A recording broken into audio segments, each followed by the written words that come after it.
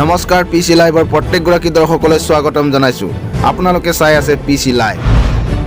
ঢকুৱাখানাত বিজেপিৰ ভয়ংকৰ খহনীয়া, গণশক্তি দলত যোগদান 4 শতাধিক বিজেপি আৰু কংগ্ৰেছৰ দলীয় কৰ্মী। ঢকুৱাখানাৰ শাসকীয় দলৰ বাবে মুখ্য আঘাত। আজি বিলমুখ পঞ্চায়তৰ অন্তৰ্গত গাভৰু চকুত কৃষ্টি ভৱনত আয়োজন কৰা দলীয় কাৰ্যসূচীত পুনৰ বিজেপিৰ 3 শতাধিক লোকে যোগদান কৰিছে গণশক্তি দলত। অন্যহাতে কংগ্ৰেছৰ পৰা শতাধিক লোকেও যোগদান কৰিছে গণশক্তিত।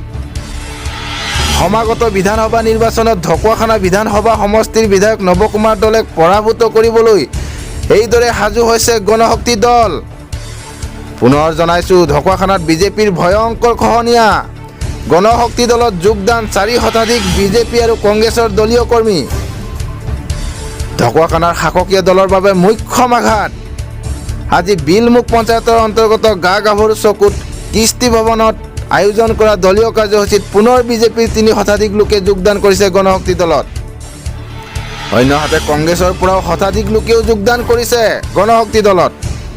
সমাগত বিধানসভা নিৰ্বাচনত ঢকুৱাখানা বিধানসভা সমষ্টিৰ বিধায়ক নৱকুমাৰ দলেক পৰাভূত কৰিবলৈ এইদৰে সাজু হৈছে গণশক্তি দল। মূল ইস্যুটো হ'ল নিবনুৱা সমস্যা আৰু অৰ্থনৈতিক বিকাশ।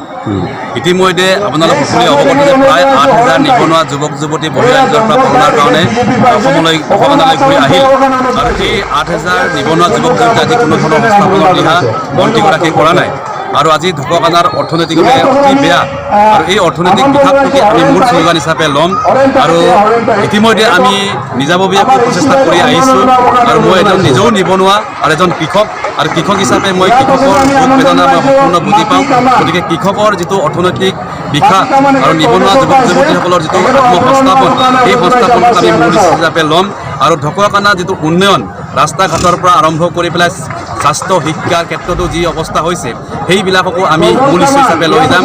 আৰু যোৱা দিনবিলাকত নৱদলে ডাঙৰীয়াই অসম গণ পৰিষদ দলক নিৰ্দেশ কৰা যি ষড়যন্ত্ৰ কৰি সফল হোৱাৰ পথত, কিন্তু অন্যত গণশক্তি অসমক নিৰ্দেশ কৰা যি ষড়যন্ত্ৰ অব্যাহত ৰাখিছে আৰু বিভিন্ন জাতি জনগোষ্ঠীৰ মাজত সংঘাত সৃষ্টি কৰিবৰ কাৰণে ষড়যন্ত্ৰ কৰিছে, এই ষড়যন্ত্ৰ প্ৰতিহত কৰাৰ কাৰণে আমি 2021 চনত আমি নিৰ্বাচনত প্ৰতিদ্বন্দ্বিতা কৰিম।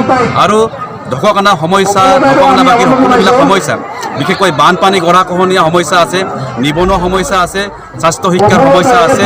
গতিকে এই সকলোবিলাক বিভাগৰ সমস্যাসমূহ আমি অনাগত দিনত সমাধানৰ পথ হিচাপে লৈ আমি 2021 চনৰ নিৰ্বাচনত প্ৰতিদ্বন্দ্বিতা কৰিম।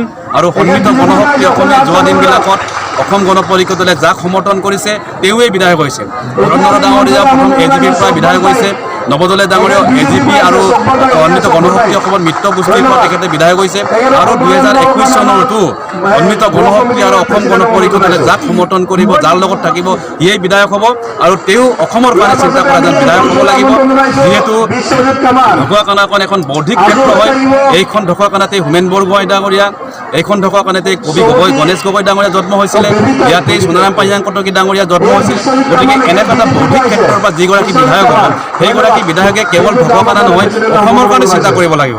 অসমৰ বহুত সমস্যা আছে, বিভিন্ন জাতি জনগোষ্ঠীৰ সমস্যা আছে, বিভিন্ন বানপানী গৰাখহনীয়া সমস্যা আছে, নিবনুৱা সমস্যা আছে, অৰ্থনৈতিক সমস্যা আছে, স্বাস্থ্য শিক্ষাৰ সমস্যা আছে। গতিকে এই সকলোবিলাক সমস্যা বিগত দিনত আমি মাত মাতি আহিছোঁ। আৰু 2021 চনত সফল হ'লে অনাগত দিনত ইয়াক বিধানসভালৈকো লৈ যোৱা হ'ব।